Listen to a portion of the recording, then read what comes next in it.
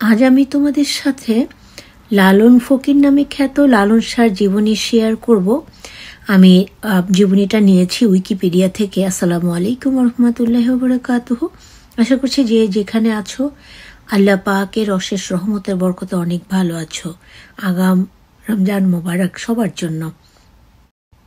লালন শাহর জন্ম 17 অক্টোবর 1974, অবিভক্ত বাংলা। মৃত্যু হয়েছে 17 অক্টোবর 1890। তিনি 115 থেকে প্রায় 16 বছর পর্যন্ত বেঁচে ছিলেন। ছেউরিয়া, কুমারখালী, কুষ্টিয়া, অবিভক্ত বাংলা। মৃত্যুর কারণ ছিল বয়সজনিত কারণ। আর সমাধি হয়েছে কবর হয়েছে ছেউরিয়া, কুষ্টিয়া 23-53-44 উত্তর, 89-09-07 পূর্ব। তার অন্যান্য নাম হল লালন ফকির, লালন সাঁই, ফকির লালন শাহ। তার পেশা ছিল সাধক, গায়ক, গীতিকার, সুরকার, ফকির, দার্শনিক। পরিচিতির কারণ ছিল মানবতাবাদী দর্শন। শৈলী ছিল ফকির গান। উপাধি ছিল ফকির, মহাত্মা ফকির সম্রাট। দাম্পত্য সখী ছিলেন, সঙ্গী ছিলেন, বউ ছিলেন বিশাখা। তিনি একাধারে একজন আধ্যাত্মিক ফকির, সাধক, মানবতাবাদী, সমাজ সংস্কারক এবং দার্শনিক। তিনি অসংখ্য গানের গীতিকার, সুরকার ও গায়ক ছিলেন। লালনকে বাউল গানের অগ্রদূতের অন্যতম একজন হিসেবে বিবেচনা করা হয় এবং তার গান 19 শতকে বেশ জনপ্রিয়তা অর্জন করে। লালন ছিলেন একজন মানবতাবাদী সাধক, যিনি ধর্ম, বর্ণ, গোত্র সহ সকল প্রকার জাতিগত বিভেদ থেকে সরে এসে মানবতাকে সর্বোচ্চ স্থান দিয়েছিলেন। অসাম্প্রদায়িক এই মনোভাব থেকে তিনি তার গান রচনা করেছেন। তার গান ও দর্শন যুগে যুগে প্রভাবিত করেছে রবীন্দ্রনাথ ঠাকুর, কাজী নজরুল ইসলাম ও অ্যালেন গিন্সবার্গের মতো বহু খ্যাতনামা কবি, সাহিত্যিক, দার্শনিক, বুদ্ধিজীবী সহ অসংখ্য মানুষকে। তার গানগুলো যুগে যুগে বহু সঙ্গীত শিল্পীর কণ্ঠে লালনেরই গানসমূহ উচ্চারিত হয়েছে। গান্ধীরও 25 বছর আগে ভারত উপমহাদেশে সর্বপ্রথম তাকে মহাত্মা উপাধি দেয়া হয়েছিল। সব লোকে কয় লালন কি জাত সংসারে, লালন বলে জাতির কি রূপ দেখলাম না এই নজরে। কেউ মালায়, কেউ তসবি গলায়, তাইতে যে জাত ভিন্ন বলায়। যাওয়া কিংবা আসার বেলায় জাতের চিহ্ন রয় কার্যে। লালন আত্মতত্ত্ব। লালনের জীবন সম্পর্কে বিশদ কোনো বিবরণ পাওয়া যায় না। তার সবচেয়ে অবিকৃত তথ্যসূত্র তার নিজের রচিত 288টি গান। কিন্তু লালনের কোনো গানে তার জীবন সম্পর্কে কোনো তথ্য তিনি রেখে যাননি। তবে কয়েকটি গানে তিনি নিজেকে লালন ফকির হিসেবে আখ্যায়িত করেছেন। তার মৃত্যুর 15 দিন পর কুষ্টিয়া থেকে প্রকাশিত হিতকারী পত্রিকায় সম্পাদকীয় নিবন্ধে বলা হয়, ইহার জীবনী লেখিবার কোনো উপকরণ পাওয়া কঠিন। নিজে কিছু বলিতেন না, শিষ্যরা তাহার নিষেধাজ্ঞা বা অজ্ঞাতবশত কিছুই বলিতে পারে না। লালনের জন্ম কোথায় তা নিয়ে বিতর্ক রয়েছে। লালন নিজে কখনো তা প্রকাশ করেননি। কিছু সূত্রে পাওয়া যায় লালন 1974 খ্রিস্টাব্দে তৎকালীন অবিভক্ত বাংলার, বর্তমান বাংলাদেশের ঝিনাইদহ জেলার হরিণাকুণ্ড উপজেলার হারিশপুর গ্রামে জন্মগ্রহণ করেন। কোনো লালন গবেষক মনে করেন লালন কুষ্টিয়ার কুমারখালী থানার চামড়া ইউনিয়নের অন্তর্গত ভাড়ারা গ্রামে জন্মেছিলেন। এই মতের সাথে অনেক দ্বিমত পোষণ করা হয়। বাংলা 1348 সালের আষাঢ় মাসে প্রকাশিত মাসিক মোহাম্মদী পত্রিকায় এক প্রবন্ধে লালনের জন্ম যশোর জেলার ফুলবাড়ি গ্রামে উল্লেখ করা হয়। এক সূত্র থেকে জানা যায় তার পিতার নাম কাজী দরিবুল্লাহ দেওয়ান, পিতামহের নাম কাজী গোলাম কাদির ও মাতার নাম আমিনা খাতুন। কাজী তাদের বংশগত উপাধি। গবেষকদের ধারণা লালন শাহর আরও 2 ভাই ছিল, আলম শাহ ও কলম শাহ। আলম শাহ কলকাতা শ্রমিকের কাজ করেন। আরেক তথ্য থেকে জানা যায় তারা 4 ভাই আলম শাহ, কলম শাহ, চলম শাহ, লালন শাহ। চলম শাহ নামে ভাই ছিল না বলে মনে করা হলেও মলম শাহ নামে আরেক ভাই ছিলেন। 76-এর মনন্তরে আলম ও মলম মৃত্যু মুখে পতিত হন। লালন ফকির জীবিকার জন্য হরিপুরের দক্ষিণ পাড়ার ইনুকাজীর বাড়িতে আশ্রয় নেন। হিতকরী পত্রিকায় প্রকাশিত সংবাদ নিবন্ধে বলা হয়েছে লালন তরুণ বয়সে একবার তীর্থ ভ্রমণে বের হয়ে পথিমধ্যে গুটি বসন্ত রোগে আক্রান্ত হন। তখন তার সাথীরা তাকে মৃত ভেবে নদীতে ভাসিয়ে দেন। কালীগঙ্গা নদীতে ভেসে আসা মুমূর্ষ লালনকে উদ্ধার করেন মলম শাহ। মলম শাহ তার স্ত্রী মতিজান তাকে বাড়িতে নিয়ে সেবা শুশ্রূষা দিয়ে সুস্থ করে তোলেন। এরপর লালন তার কাছে দীক্ষিত হন এবং কুষ্টিয়ার ছেউরিয়াতে স্ত্রী ও শিষ্য সহ বসবাস শুরু করেন। গুটি বসন্ত রোগে একটি চোখ হারান লালন। ছেউরিয়াতে তিনি দার্শনিক গায়ক সিরাজ সাইয়ের সাক্ষাতে সব লোকে কয় লালন কি জাত সংসারে, লালন বলে জাতির কি রূপ, দেখলাম না এই নজরে। কেউ মালায় কেউ তসবি গলায়, তাইতে যে জাত ভিন্ন বলায়, যাওয়া কিংবা আসার বেলায় জাতের চিহ্ন রয় কার্যে। লালন আত্মতত্ত্ব। লালনের জীবন সম্পর্কে বিশদ কোনো বিবরণ পাওয়া যায় না। তার সবচেয়ে অবিকৃত তথ্যসূত্র তার নিজের রচিত 288টি গান, কিন্তু লালনের কোনো গানে তার জীবন সম্পর্কে কোনো তথ্য তিনি রেখে যাননি।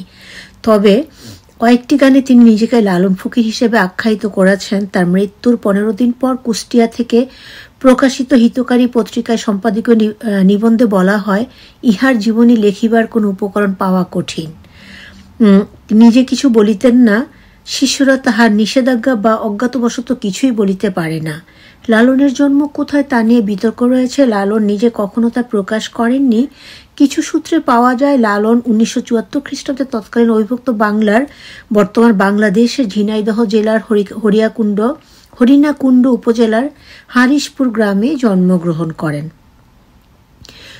কোনো লালন গবেষক মনে করেন লালন কুষ্টিয়ার কুমারখালী থানার চামড়া ইউনিয়নের অন্তর্গত ভাড়ারা গ্রামে জন্মেছিলেন। এই মতের সাথে অনেক দ্বিমত পোষণ করা হয়। বাংলা 1348 সালের আষাঢ় মাসে প্রকাশিত মাসিক মোহাম্মদী পত্রিকায় এক প্রবন্ধে লালনের জন্ম যশোর জেলার ফুলবাড়ি গ্রামে উল্লেখ করা হয়। এক সূত্র থেকে জানা যায় তার পিতার নাম কাজী দরিবুল্লাহ দেওয়ান, পিতামহের নাম কাজী গোলাম কাদির ও মাতার নাম আমিনা খাতুন।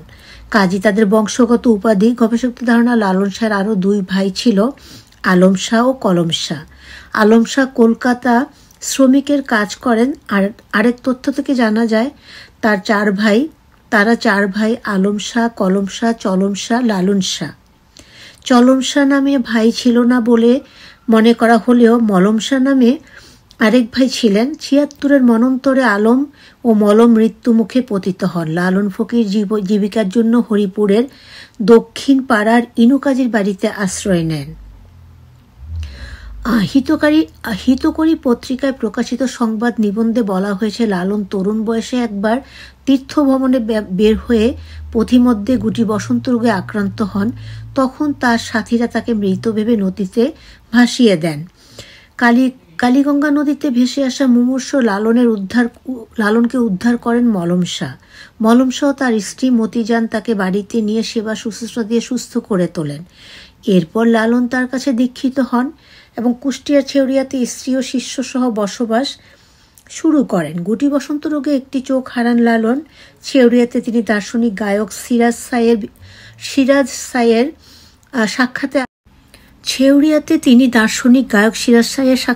সাক্ষাতে আসেন এবং তার দ্বারা প্রভাবিত হন। এছাড়া লালন সংসারী ছিলেন বলে জানা যায়। তার সামান্য কিছু জমি ও ঘরবাড়ি ছিল।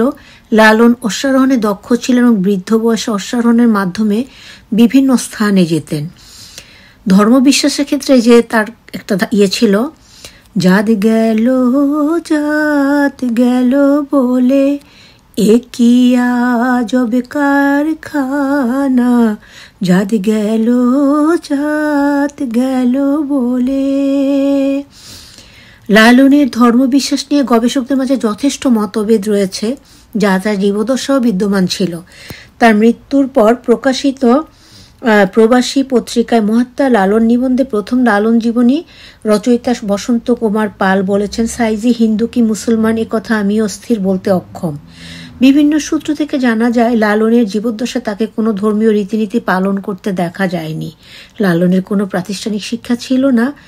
নিজ সাধনা বলে তিনি হিন্দু ধর্ম এবং ইসলাম ধর্ম উভয় শাস্ত্র সম্পর্কে জ্ঞান লাভ করেন। তার রচিত গানেই পরিচয় পাওয়া যায়। প্রবাসী পত্রিকার নিবন্ধে বলা হয়, লালনের সকল ধর্মের লোকের সাথে সুসম্পর্ক ছিল। মুসলমানদের সাথে তার সুসম্পর্কের কারণে অনেকে তাকে মুসলমান বলে মনে করতেন। আবার বৈষ্ণব ধর্মের আলোচনা করতে দেখে হিন্দুরা তাকে বৈষ্ণব মনে করতেন। প্রকৃতপক্ষে লালন ছিলেন মানবতাবাদী এবং তিনি ধর্ম, জাত, কুল, বর্ণ, লিঙ্গ ইত্যাদি অনুসারে মানুষের ভেদাভেদ বিশ্বাস করতেন না। বাংলা 1348 সালের আষাঢ় মাসে প্রকাশিত মাসিক মোহাম্মদ পত্রিকা এক প্রবন্ধে লালনের জন্ম মুসলিম পরিবারে বলে উল্লেখ করা হয়। আবার বিভিন্ন তথ্য মতে তার জন্ম হিন্দু পরিবারে বলে উল্লেখ করা হয়। লালন ধার্মিক ছিলেন, কিন্তু কোনো বিশেষ ধর্মের রীতিনীতি পালনে আগ্রহী ছিলেন না। সব ধর্মের বন্ধন ছিন্ন করে মানবতাকে সর্বোচ্চ স্থান দিয়েছিলেন তার জীবনে। কিছু লালন অনুসারী যেমন মন্টু শাহের মতে তিনি হিন্দু বা মুসলমান কোনোটাই ছিলেন না, বরং তিনি ছিলেন ওহেদানিয়ত নামক একটি নতুন ধর্মীয় মতবাদের অনুসারী। ওহেদানিয়তের মাঝে বৌদ্ধ ধর্ম এবং বৈষ্ণব ধর্মের সহজিয়া মতবাদ, সুফিয়াবাদ সহ আরও অনেক ধর্মীয় মতবাদ বিদ্যমান। লালনের অনেক অনুসারী লালনের গানসমূহকে এই আধ্যাত্মিক মতবাদের কালাম বলে অভিহিত করে থাকে। আল্লাহ মাফ করো। লালনের আখড়া। লালন কুষ্টিয়ার কুমারখালী উপজেলার সেউরিয়াতে একটি আখড়া তৈরি করেন, যেখানে তিনি তার শিষ্যদের নীতি ও আধ্যাত্মিক শিক্ষা দিতেন। তার শিষ্যরা তাকে সাঁই বলে সম্বোধন করতেন। তিনি প্রতি শীতকালে আখড়ার একটি ভান্ডারা মহা উৎসব আয়োজন করতেন, যেখানে সহস্রাধিক শিষ্য ও সম্প্রদায়ের লোক একত্রিত হতেন এবং সেখানে সঙ্গীত আলোচনা হতো। চট্টগ্রাম, রংপুর, যশোর এবং পশ্চিম অনেক দূর পর্যন্ত বাংলার বিভিন্ন স্থান থেকে বহু সংখ্যক লোক লালন ফকিরের শিষ্য ছিলেন। শোনা যায় তার শিষ্যর সংখ্যা প্রায় 10,000-এর বেশি ছিল। শিষ্যদের কথা, লালন শিষ্যের মধ্যে অন্যতম ছিলেন পাঞ্জু শাহ, ভোলাই শাহ, মলম শাহ, শীতল শাহ, মনির উদ্দিন, যাদের কাছ থেকে রবীন্দ্রনাথ ঠাকুর সংস্কৃতি ও লোকায়ত ধর্মের সম্পর্কে জানেন। লালন সাইজের সঙ্গে তার উত্তরাধিকার সম্পর্ক লতিকার পর্যায়ক্রমটা এরকম: ফকির লালন শাহ, ভোলাই শাহ, কোকিল শাহ, লবণ শাহ ওরফে আব্দুর রব শাহ, তারপরে ফকির নহির শাহ। আব্দুর রব শাহর প্রধান খলিফা, ফকির নহির একাধারে আধ্যাত্মিক গুরু। এবারে গাইছি একটি লালন গীতি। বাড়ির কাছে আর শ্রীনগর, সেথায় এক পড়শি বসত করে, হে সেথায় এক পড়শি বসত করে। আমি একদিনও না দেখিলাম তারে, বাড়ির কাছে আর শ্রীনগর। গেরাম বেড়ে অগাধ পানি,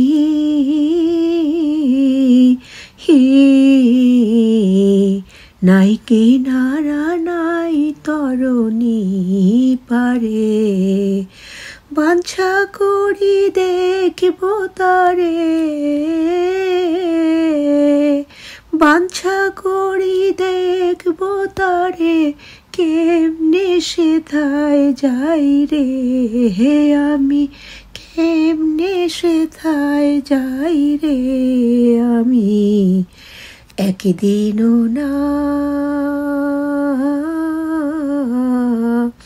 দেখিলাম তারে।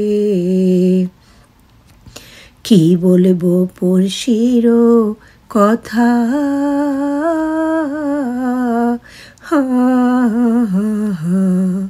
হস্তপদ গন্ধ মাথা নাই রে, ক্ষণিক থাকে শূন্যের উপর, ক্ষণিক ভাসে নীরে, হে ও সে ক্ষণিক ভাসে নীরে, আমি একদিনও না দেখিতাম তারে। পড়শি যদি আমায় ছুঁত,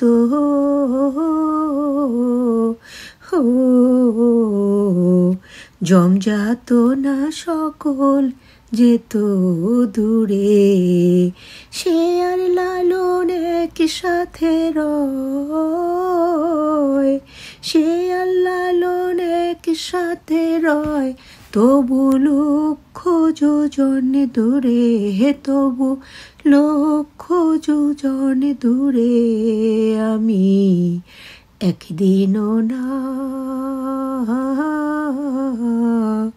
দেখিলাম তারে।